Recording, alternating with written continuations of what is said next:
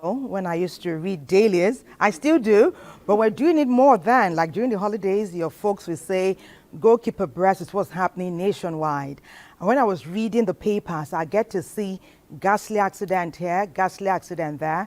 And I used to wonder why. Is it that people don't learn to drive properly before they get on the road? And as I grew up and started actually driving, one thing that my father insisted on, he said, when you're out there on the road, drive as though every other person is crazy. And then my elder brother added, he said, it's better to be late than to be delayed. And I still hold there to those two phrases today. What about you, Patience? Oh, Thelma, indeed, you're right. But the thing about it is that we are all road users. For every wrong action, there's a consequence. And when you do right, you save lives. Across the nation, our cities bustle with activity. In some states like Lagos and others, it's from sun up till sundown.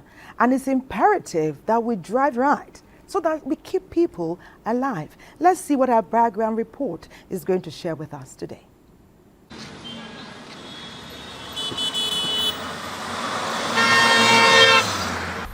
In bustling cities and towns across Nigeria, a concerning issue plagues our roads, which is traffic light violations.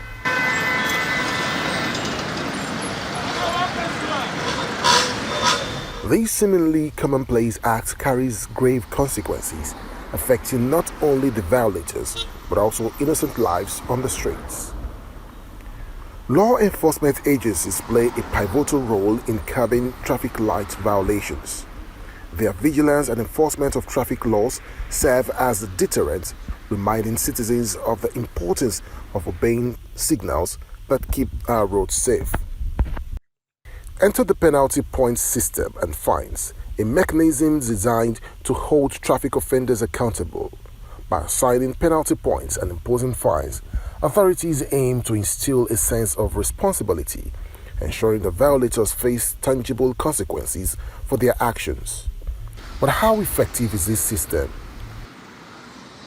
Based on the penalty point system, coupled with appropriate fines, has there truly been a significant reduction in traffic violations? Are citizens becoming more aware of the repercussions, thereby promoting safer road behavior?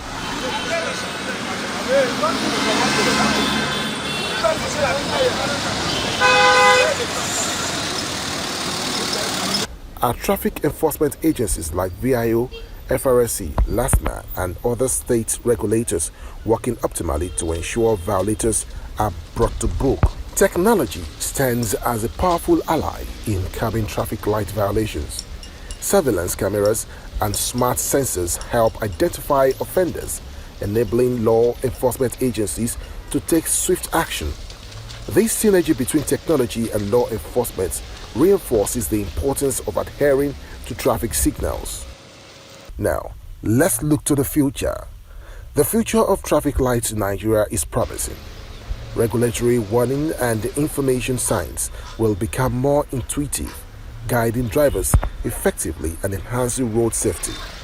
Continuous advancements in technology will further optimize traffic management, ensuring smoother flow and reducing violations. In conclusion, raising awareness about traffic light violations is not just a necessity, it is a collective responsibility. By understanding the implications, appreciating the roles of law enforcement agencies, respecting the penalty point system, embracing technology and anticipating the future of traffic lights, we can create safer roads for all Nigerians. Sit back and take the journey with us on this edition of Weekend Deal as we explore traffic light violations in Nigeria.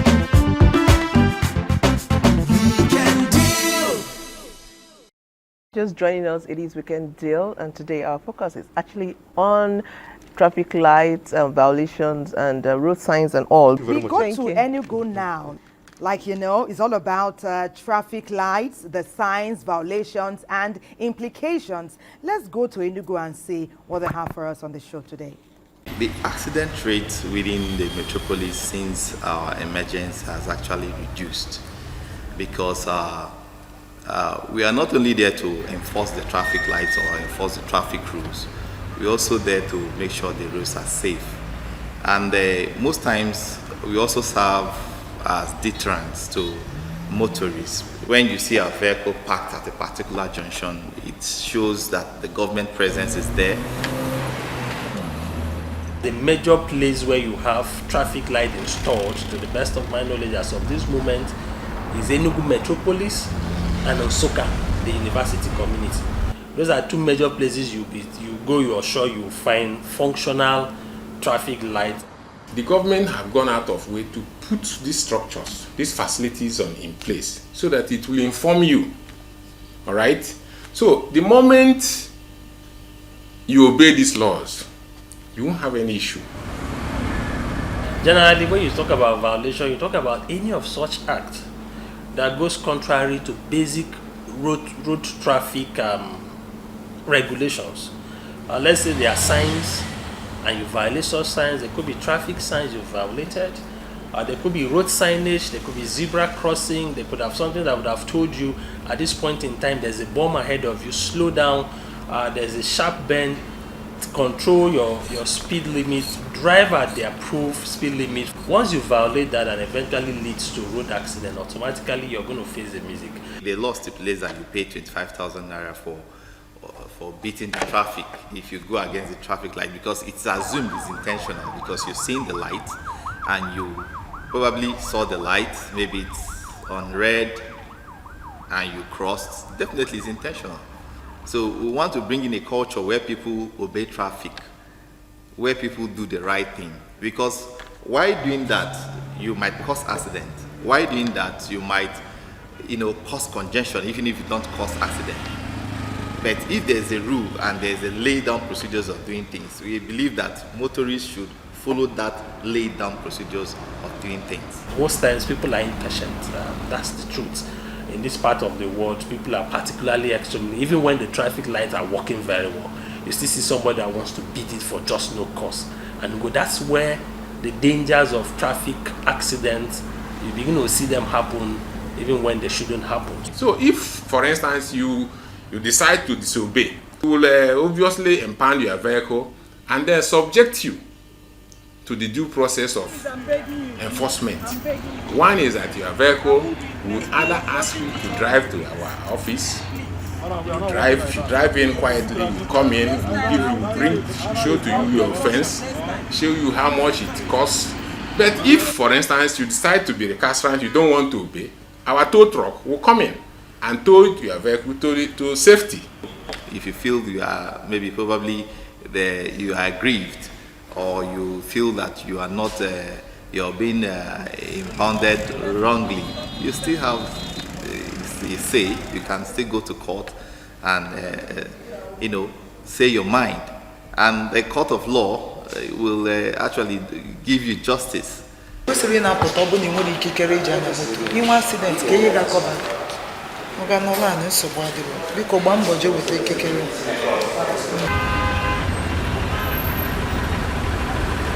the event the traffic lights are not working, if we have personnel there, the police, traffic personnel, or as the case may be, those from the Ministry of Transport, they also make very conscious effort to ensure that they manage and control the traffic as of that moment.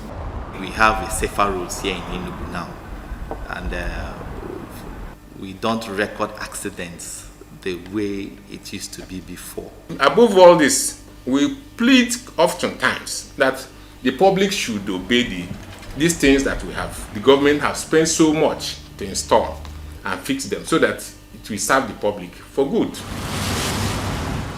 Well, for every action, like Thelma says, there are consequences. So when you violate traffic rules, there are consequences, there are implications. And apart from the law enforcement agencies clamping down on you, there's also another side of it that people don't think. Each time you violate a traffic rule, you're putting other road users in serious danger. Just think about that. Thelma. Yes, we have a guest. Our second guest for the day is Engineer Emmanuel John. He worked for the Federal Safety Corps for 18 years, and he has 27 years talking about mobility, movement of vehicles and human beings on our roads. Impressive, isn't it?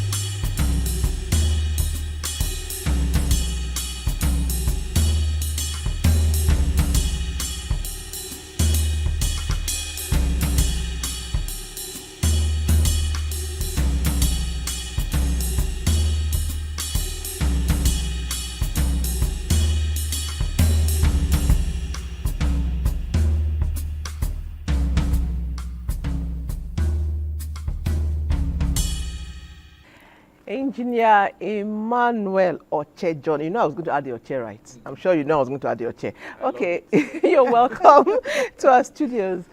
How would you rate the Nigerian road culture? How do you think we behave? Rate us generally as Nigeria, as road users. How will you rate us?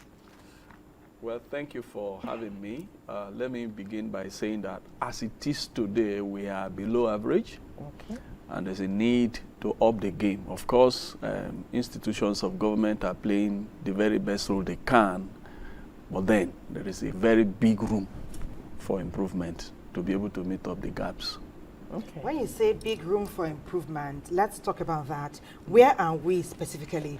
Because you have a very impressive CV. Yeah. You work with the Federal Safety Corps. You are running your own show now. And put together, you have 27 years experience in this great country of ours. Yeah. So where were we? Where are we? Where ought we to be?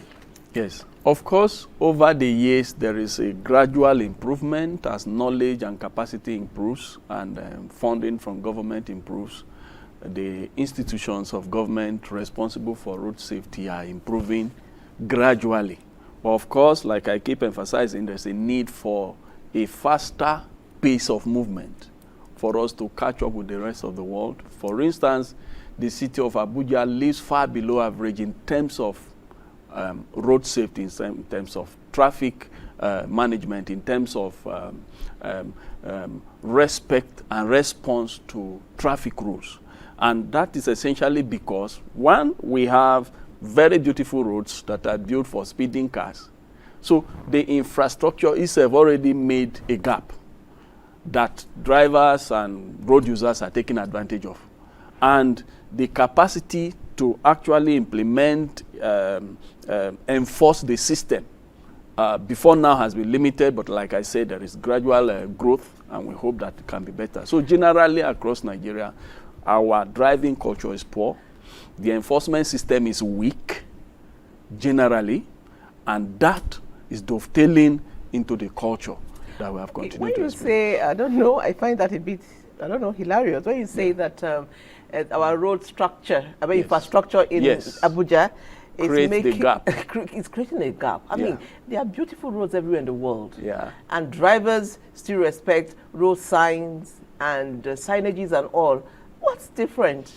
Is it that we are so excited we didn't have it from where we are coming, the states we're coming from, that we are so excited and we are not obeying? Because I don't understand how that should make us not obey rules. Two things defines respect for rules. Okay. Number one is the infrastructure makeup. And number two is the strength of enforcement, which builds the culture. Because the tendency to disobey law is in every country. Okay. But people obeying law in UK is not because they like to obey it. I agree. It's the strength of enforcement. But you talked about infrastructure. Abuja have very wide roads that are meant for speeding cars in urban environment. Okay? So you have a situation where currently Abuja have the highest rate of road crashes in all the states of Nigeria. You say urban environment. What ought to obtain in the urban environment? In an urban environment, traffic needs to be slow. Vehicles need to move slowly. In fact, the United Nations Global Plan of Action for Road Safety has demanded that 30 kilometers should be the average speed in urban centers. Wow. 30 kilometers. What that means, Some people are driving 120. now, within Gariki. now, to help you, I led a team of what we call advocates to the National Council on Transport in 2017 to demand that this is what, in 2019, to demand that this is what the entire world is saying and we should obey it. The council agreed. So as it is today, nationally, 30 kilometers is the speed for urban centers. Nobody is pulling anybody over. Let's talk about That the is what I'm saying. enlightenment. Nobody is pulling anybody over. This is why I say, But Have you ever been pulled over? let's go first to the enlightenment. Because for many of us, this is the first. What was done? You went somewhere outside our shores. You Yes. came back with information. What Yes. did you do now, to ensure that Nigerians got to hear what you saw firsthand? Now, after that, I was in this studio to talk about it. I went to states, and then 2 years ago, the National Council empowered our organization to say, since you are the initiator of the idea, go to states and implement and help them conduct capacity building to understand these things and be able to implement it in their cities. Yeah. And Lagos, we have done training for Lagos, and we are doing a second follow-up this week that is coming on the 22nd to 24th, the entire Lagos. We have written to various states. Some responded, some didn't respond, and there is a limit to how far we can go. But are you synergizing with the right agencies? Because if you're doing this without the road safety, without the relevant agencies, you might not go too far. I mean, that's me talking. Road safety is at the forefront of Yeah. this. We are working with them in each of the systems. Okay, we are good. together. Across board. Across Because board. that's your alumni. It's right? my area, so Yeah. You were there for everybody there 18 years. my- Yeah. Yes, we've worked with a number of them. But I'm focused on the enlightenment for the populace. Exactly. Because jingles and promotions Should must be be enduring and ongoing. continuous. Yes. You have spoken in the studio, you talk, people will watch. Perhaps they watched, they were passing by. But when it's on the radio, the jingles on television Continuous. as well, running for a period of time, people hear, they remember, they recall, so that when they need to take action, they know what is right and what is wrong. And the issue is who funds that? I mean, other climes, once you are going above the speed limit, I mean, somebody is pulling you over. Pulling you over. Somebody But is the thing pulling about, you over. enforcement in Nigeria, what we say men you measure enforcement by, is that oftentimes when you are stopped, someone's talking about money. But that's not how it is abroad. You err as a first timer, it's not money immediately. In Nigeria, any small 10, I can 20, help you share 30. this experience. Maybe it will help you. I was in Paris, France, and I crossed the road to the other side, and the policeman stopped me and said, "You just jaywalked." Jaywalk means Jaywalking. you cross where Without you should conscious, cross. yes. An area where a pedestrian That should not cross. I've had, yes. True. Immediately I crossed, he arrested me and he said, "Bring your passport." I gave him. And he started, he carried his gadget and was trying to write. I said, "Please, oh, I just came." You have to Johnny say, just called. Don't keep. And then he said, "Well, this is your first time committing this offense after checking the system. This is your first time." I said, "Yes." He said, "Well, I'm going to let you go. But if you commit any similar offense to this in France in the next 6 years, 6 years. you will pay this fine yes, plus the new one you commit." indeed. Wow. Now, he showed me the fine, 109 euros. 109 that's not small euros money. in today's money is like 130,000 naira for crossing a road where I shouldn't cross. Since then till now, if I go to Paris, I behave like an egg that must not break. I mean, because I don't have the money to pay such a huge amount. And this is what we are saying, that if you strengthen enforcement, make enforcement strong, in addition to the various engagement, stakeholder engagement and public enlightenment, you can get everybody to follow. Well, maybe there's a need to Indeed, educate our enforcement officers because they're everywhere. I had an experience 2 days ago where coming out of Sahadiri 11, and then I was waiting for the traffic light. The traffic light said stop, and I stopped. And the police officer walked up to me and said, "Do I know I stopped in the wrong place?" And I looked back and I said, "There are no signs." And there was no sign. To show me I should have stopped there. And then we had this argument. And he said, even though there's no sign, you should have known. And I'm like, okay. Was that Jay driving, Jay stopping? Okay, patience. Engineer John, hold those thoughts. Let's go to Lagos. As you know, Lagos is cosmopolitan. Yeah. Exciting, enthusiastic, vibrant people. But what we need for them to focus on, drive safely and assume that every other person on the road is not sane. So you be the same one. Lagos, take it from here, please. Lagos, unique for its daily hustle and bustle, is one of the most populated cities in Africa. This, however, comes with its attendant challenges, especially in traffic management. As the lead agency in traffic management, our role is to ensure that there is smooth movement of traffic, and whoever violates the laws are there to catch up with them.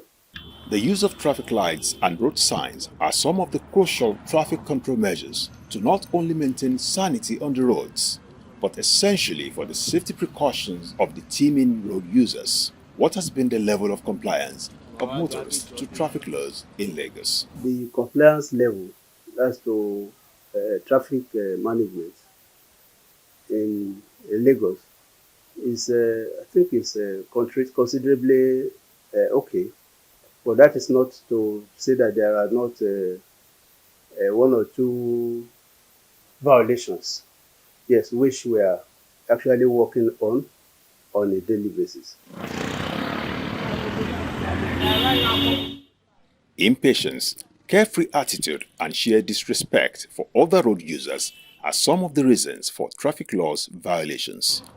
These include non-adherence to road signs directives, traffic lights violations, driving on one way or against the traffic, indiscriminate parking, receiving calls on wheels, and driving without seatbelts, among others. What are the deterrent measures in place against the violators, and how are they enforced? 90% of people that have died on our road have died as a result of people taking one way. And it's important that we protect lives and properties in Lagos. And so one way is a very serious offense. It's something that we don't take lightly. And it's something that is very clear in the law. We confiscate your car, and then over a period of time, that car is auctioned. There are different penalties.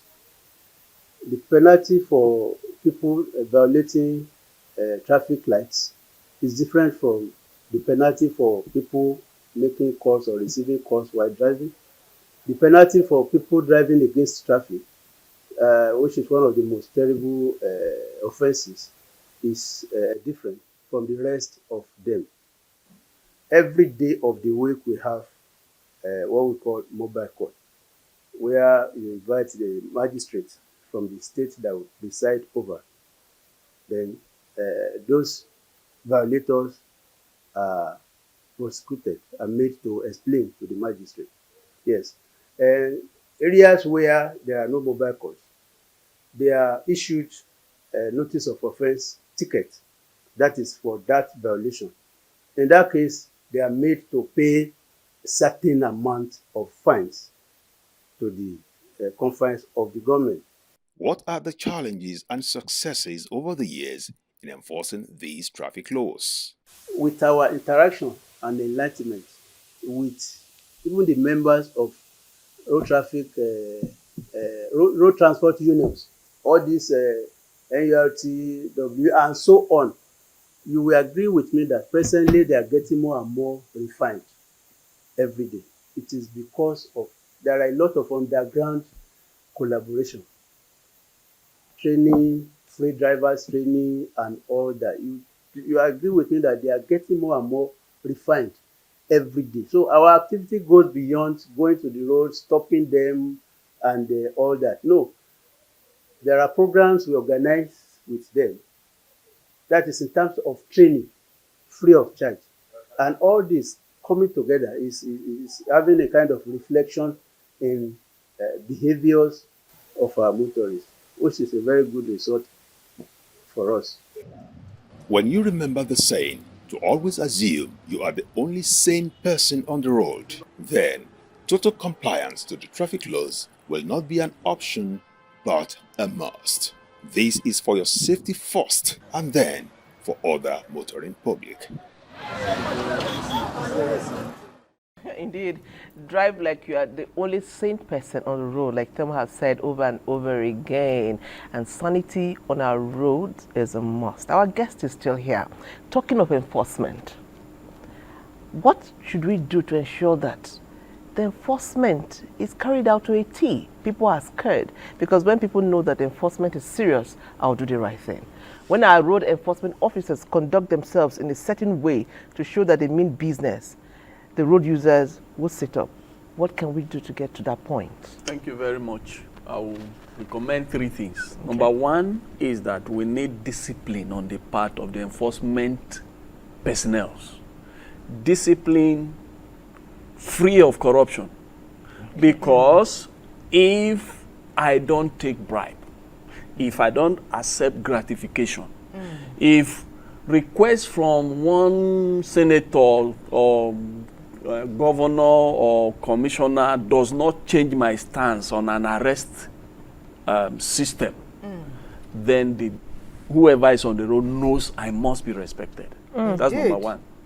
Number two, the enforcement cost, the deterrence, the punitive measures for offenses need to be upped. Okay. Where we are now is far below what it is elsewhere, even in Africa. We have one of the least deterrent offenses in Africa. In terms of cost implication. In terms of cost implication. Okay. I give a simple example of making of cost while driving. Just a simple analysis I did between Nigeria, South Africa, Ghana, and Egypt. Nigeria is 4,000 naira.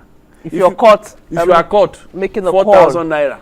If you do that in South Africa, you pay about 60,000 naira. Okay. You commit the same offense in Ghana, you pay around 140,000 naira. Ghana nearby, our nearby country. You could do that in Egypt, you pay close to 200,000. But in Nigeria, you commit it and you pay 4,000. You can even be making the call and tell the arresting officer, take your 4,000. You use your second phone to do your transfer. So give me the account details and you do your transfer. And you keep making the calls are going. So it seems to be making a mockery of the law. 27 years, I mean, it's not wasted. You have brought your expertise to our table of conversation and we are the better for it indeed. It is better to be late than to be delayed. We wish Nigeria well. Thank you very With much. the trend your conversation is taking, I have little doubt that we'll get it right. We'll get it right. We'll get it right. It's a matter of time. Yes. Okay, great. And just like Susan too has been unrelenting, she's like, okay, the road users, okay, they don't always get it right, whether it's deliberate or in error. But the pedestrians as well, are there times when they err? They see where the bridges and they decide to cross the roads? Well, Susan did this research and what she found is what we're about to share with you on Weekend Deal. This type of behavior could lead to accident and death. Pedestrian bridges are provided in major cities across the world to prevent road accidents. In the hustle and bustle of our daily lives, we often encounter busy intersections, zebra crossing, and flyovers. Yet, some choose to ignore the rules of the road, risking their lives and even breaking the law. It's quite obvious, even if that I normally do that. I know it's 100% wrong. Majority of people living at Federal Housing always stop here. And even some of the taxis stop here to pick passengers. So sometimes we find it hard to go and stop at the car wash and now start looking for a way to get to home. So sometimes we see it as his normal way. After all, it is very short to cross. If you look at Area 3, there's a pedestrian crossing there, but they don't use it. So now, what government did was now to create an iron barricade. And with that iron barricade now, people are forced to use the pedestrian crossing. Zebra crossing and pedestrian bridges are designed to ensure the safety of pedestrians. In some places, like the new express route connecting the NTA old and new site, pedestrian bridge and zebra crossing are notably absent. People have no option than to race across the busy road. Our culture, because of the kind of roads we built in the rural areas, even in many of the state capitals that are just developing, we don't have this wide road that people will have to catch their breath before they cross the road. So most of them are not used to pedestrian crossings until they travel from wherever they live to major cities like Lagos, and Abuja, and I can say now Port Harcourt. So to make sure that the life of the people are secured, pedestrian bridges are necessary. If you say, look at this man, he's carrying load and the load is bent in his head. But meanwhile, the man is a K-leg man. So you are looking at the load in the head and you are not looking at the source of the problem. The source of these issues you have just raised is cultural. However, in the Lube Federal Housing and some parts of Airport Road, pedestrian bridges are there, but people stubbornly run across the busy expressway. This put them at risk and can lead to dangerous accidents. Most of these individuals are of the opinion that crossing the road without the use of pedestrian bridge saves them more time. Pedestrian bridges are not exactly where they're supposed to be. So the best that I feel could be done is that if there's a bus stop in point A and a bus stop in point B, and the distance between them is less than maybe 150 meters. So the best thing you may have to do is to put the pedestrian crossing in the middle of the two bus stops. When we are building the next batches of pedestrian bridges, there have to be CCTV camera. And there has to be control, watching what is happening there 24/7, so that people have this at the back of their mind that, look, I am safe. And if anything happens here, the offenders will be caught and then they will be dealt with. Road traffic experts have warned repeatedly that ignoring zebra crossing and flyovers can risk life, result in legal penalties, and disrupt the smooth flow of traffic. We are not a very patient people. Even though we look like patient people, that's number one. We are not also very law-abiding. So we are always looking for the quick way out, shortcut. That shortcut mentality is, that bridge is far, I can quickly cross. So we forget that we are risking our lives. And the life of a human being is unquantifiable. This culture of lawlessness, you understand me now, makes us to feel that, look, I can quickly do it and nothing will happen. And then we have evolved to a nation that want to do things in a hurry.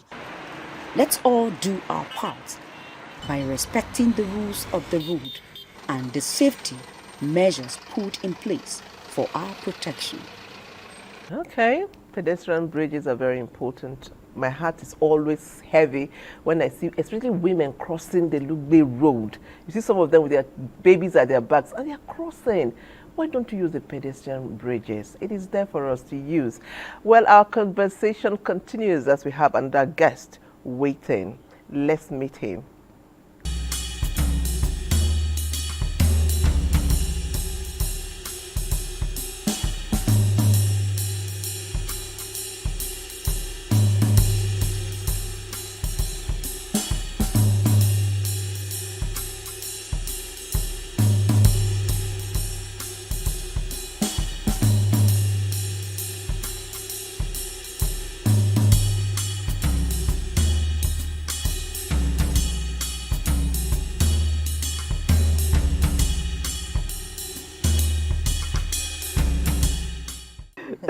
Okay, right here in the studio, we have Patience and our guest talking about how they can fraternize. But I know it's all in a good way to ensure that we know exactly how we can save lives and do the right thing on our roads. We welcome Engineer Usman to our show this morning. Great to have you with us. It's nice being here. Tama, it's nice seeing you again. Great to see you.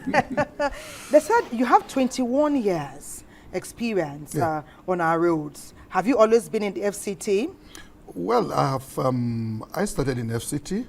I've been in the FCT, but I've also had the opportunity of managing so many of the Nigerian roads in the course of my trips, probably as a politician, and also as an engineer. I travel a lot, within and outside the territory of the country. So we are always prepared. So anywhere we come across such road menace, you don't have any reason not to curb it before leaving. So wherever. And that is why we have our kits, especially with the handband, permanently with you. In case you come across any road incidents, you stop there, ensure you clear the traffic roads, ensure that you carry out safety operations. You must do all that before you proceed on your journey, no matter how busy you are. So I've been everywhere. Okay, so I am curious and I'm interested. I know you're a road marshal. Yeah. So what qualifies one to become a road marshal? I know that Thelma is one who has not practiced in a very long time. We're going to find her. Yes, she needs to do something. I'm putting her out there. I'm actually calling her out on TV. So tell us, what qualifies you to be a road marshal? Well, first and foremost, you must be seen as somebody of proven integrity.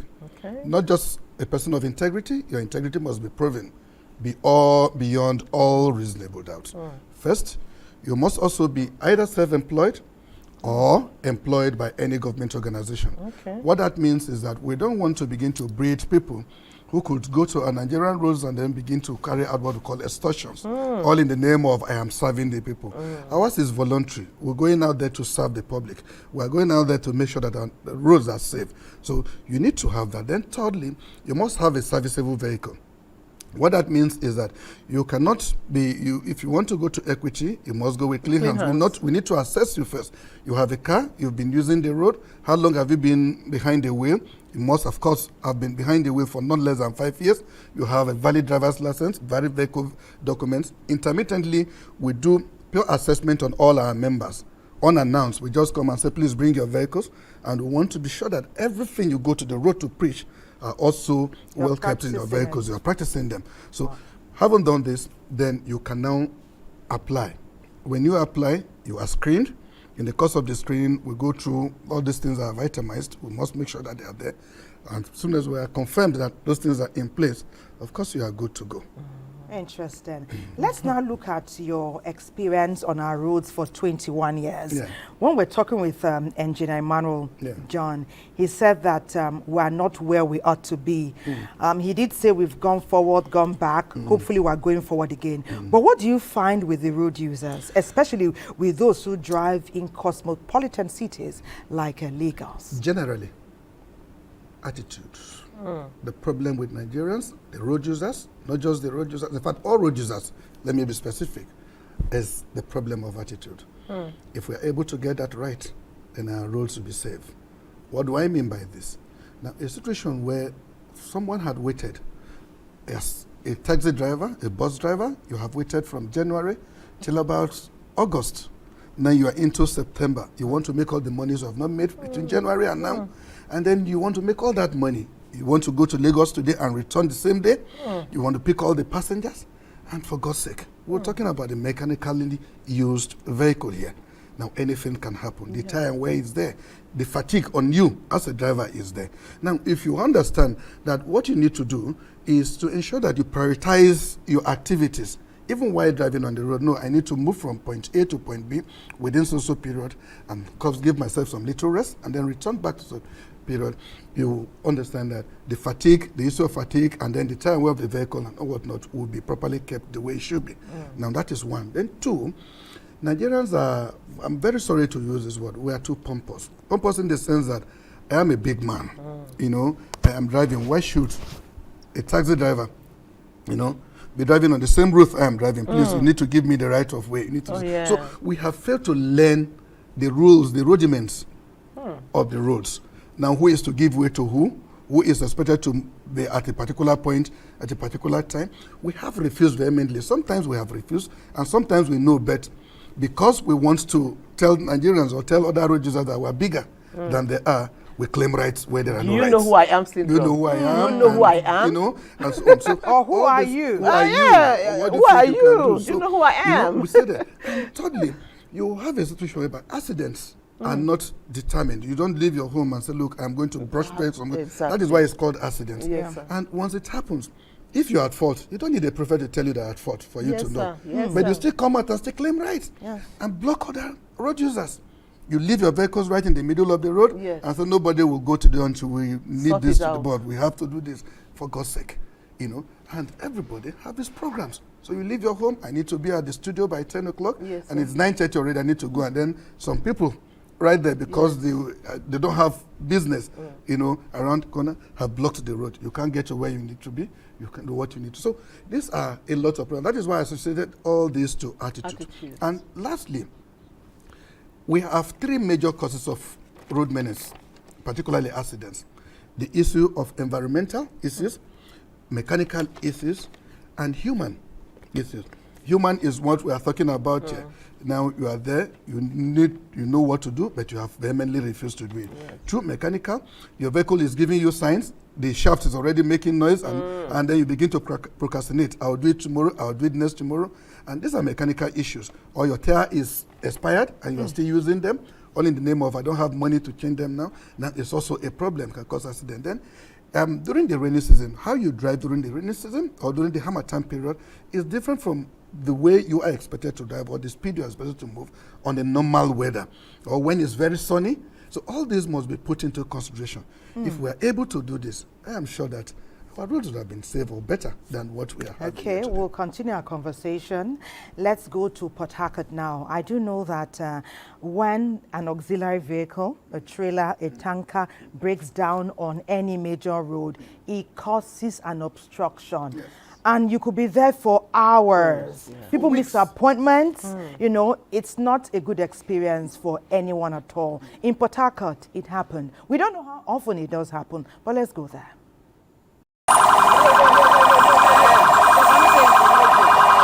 Quite unfortunate, this tanker over here broke down this morning, and as you can see, the driver is trying to fix the vehicle to avert the situation, but things seem not to be moving out smoothly as vehicles are finding it actually difficult to traverse this road into the Aba road. Obviously, the situation in this case is worse because the truck driver did not place any traffic or caution sign. This in the disturb us, I beg. The waste our fuel. This in the waste our fuel, oh. I beg. May try help us. May try walk this motor come out and for road. The traffic lights and road signs play a vital role in the orderly flow of vehicular and pedestrian movements. Knowing and obeying traffic rules will help the city be traffic-free. But little wonder why road users disobey these rules. See what they face for Port Harcourt. Tanker go spoil, they no go come out time. Actually, drivers drive very reckless. Understand? They doesn't obey the traffic rule. You hit my car, even in the attempt to even ask them to back out of the road to allow traffic to flow, they will say no, they will not allow that. In order to maintain orderliness, protect lives and properties, the violation of these laws, rules and regulations attracts fines and penalties depending on the degree of the traffic offense committed. Last sign is 2,000 naira fine if you are caught. Even if I raise my hand as a marshal on the road to stop you and you don't stop, make sure your tires are in order. All the 4 tires are in order, including the spare, because the spare tire is your spare life. Then follow that is, please, if you must drink, don't drive. How effective are some of the fines and laws for traffic violators in the city of Port Harcourt? Actually, penalty point is a kind of a cumulative point where if you commit an offense today, let's say for instance, you committed the offense of attempting to corrupt marshal on duty If you check our booking sheet, the penalty point there is 10.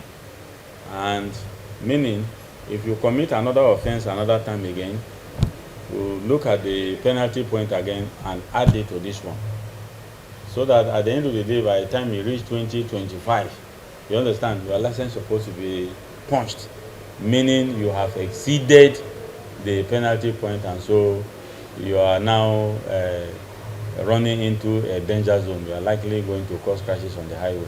So that is how the penalty point is supposed to work, actually, when it comes to the issue of road safety. The task force under my command, we have made so many impacts on members of the public. We have been giving orientations on how to behave.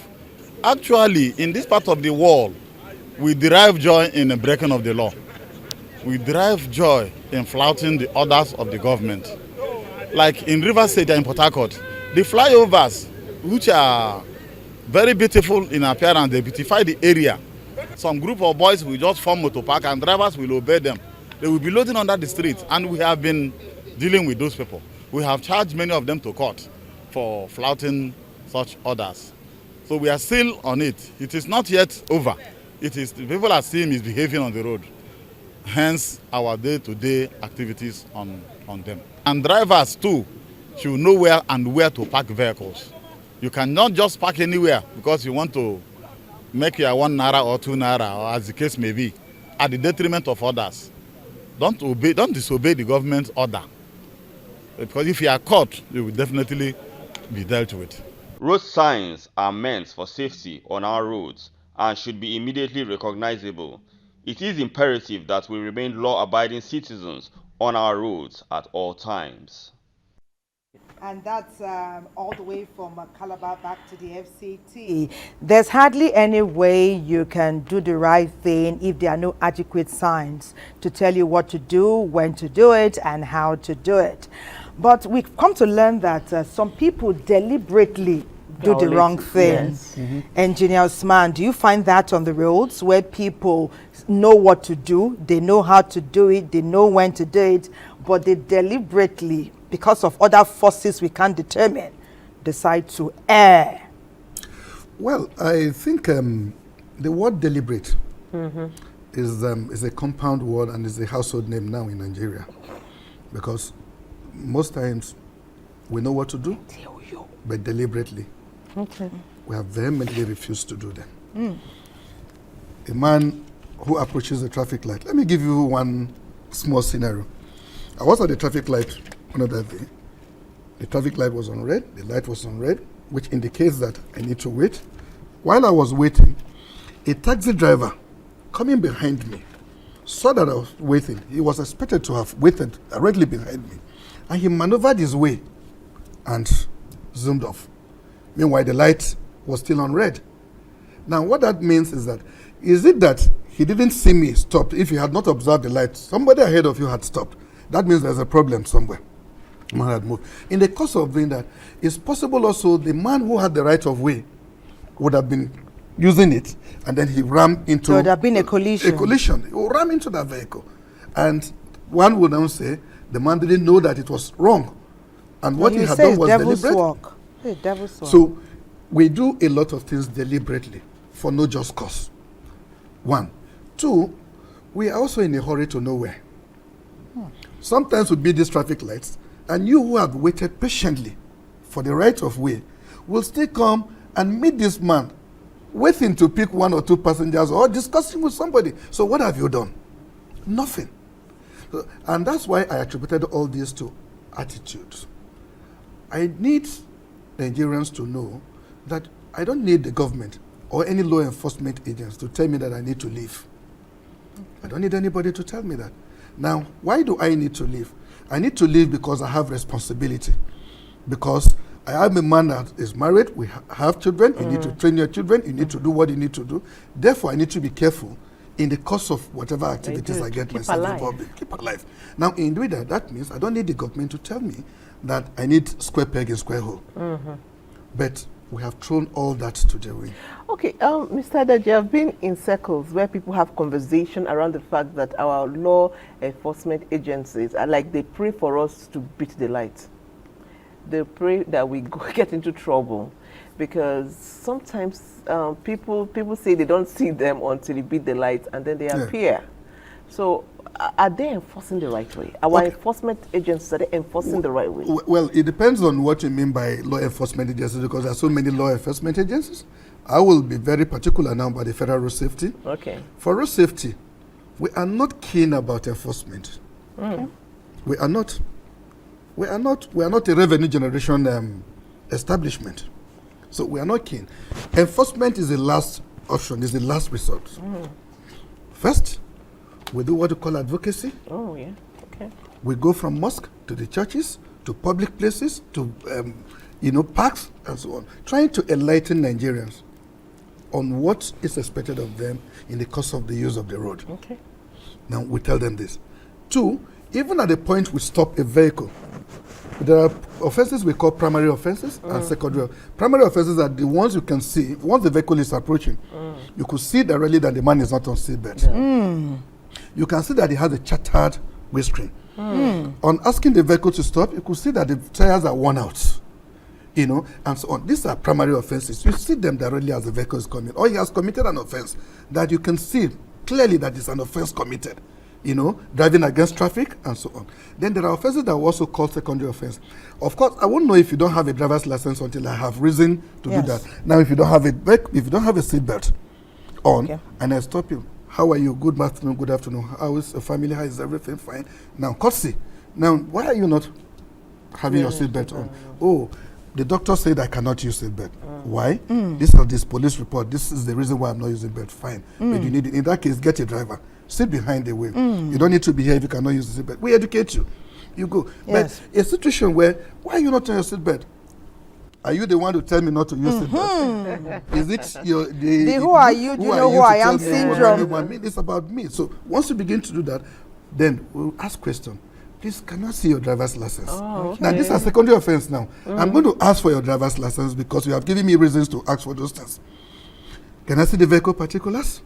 I'm digging deeper. Yes. Now, do you have a spare tire? You have a fire extinguisher. You have this. I'm not digging deeper because these are there. So these are the things we do. So we're not there to enforce, but we enforce when the need arises. Amazing. I want to say a big thank you to you, Engineer Usman Adaji. I know what you and your crew save us from. You're coming back from a tasking hard day at work, and they're on the road. They are ensuring that we have a smooth flow of traffic, that everybody abides by the rules and regulations. We thank you. Thank you very much. Thank you so much for... Please keep on doing the amazing work. You're a patriot indeed. Yes, you are. Thank you very much. Yes. Only to the people. Thank you. We're going to Uyo now. The signs help road users. Do you read the signs, the traffic signs, I mean? Uyo, please share.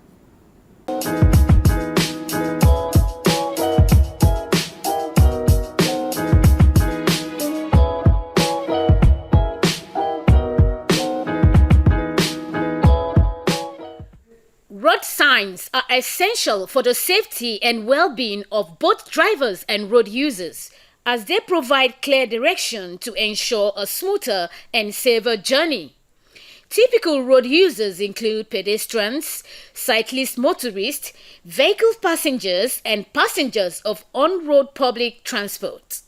Road signs are those physical features you find as you travel along the road that are either mounted or pasted that gives certain instruction to every road user on certain facilities as he or she travels along. I don't really know road signs, though I've been seeing some. Sometimes I use my initiatives to know what it means. There are many road signs that I know, but notably among them, the stop sign, that one that orders people to stop and waits for the other vehicle to give way so that you may not have a crash.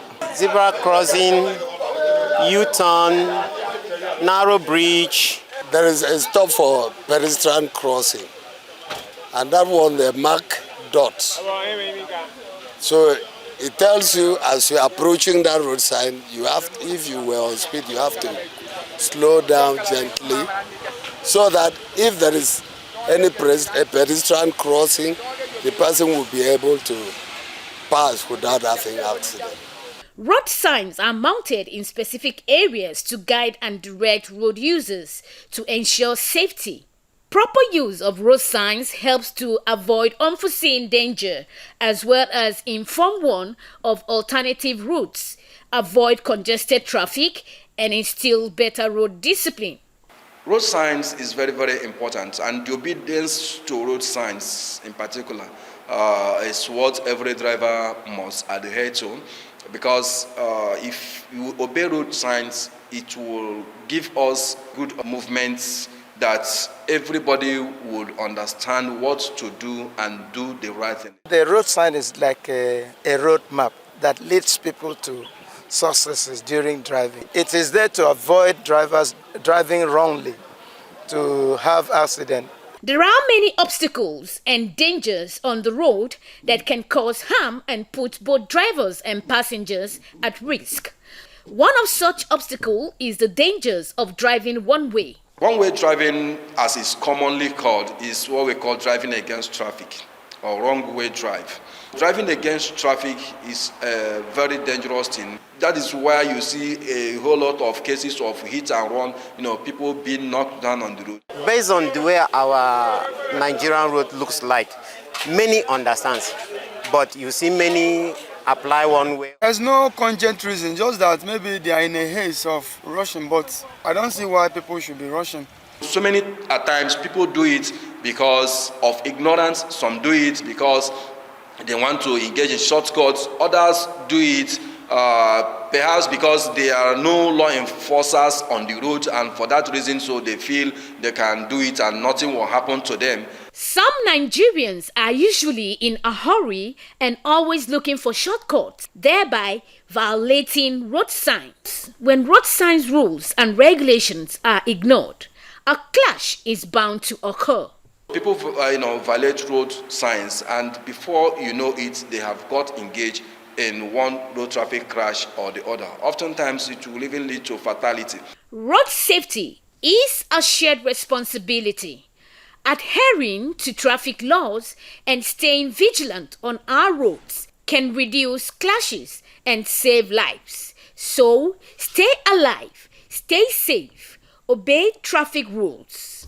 Okay, we've come to the end of today's show, and there's so many takeaways. One thing I will not forget is that saying in that this is attributed to Wole Soyinka that says, "The road never forgets." So be cautious. Think of everybody on the road. We are not the only road user. We must get to our destination safe all the time. Assume that everyone on the road is insane and you're the really same person. That's a fantastic guide. Also, it's better to be late than to be delayed. God bless us all in Nigeria. Goodbye. Bye-bye.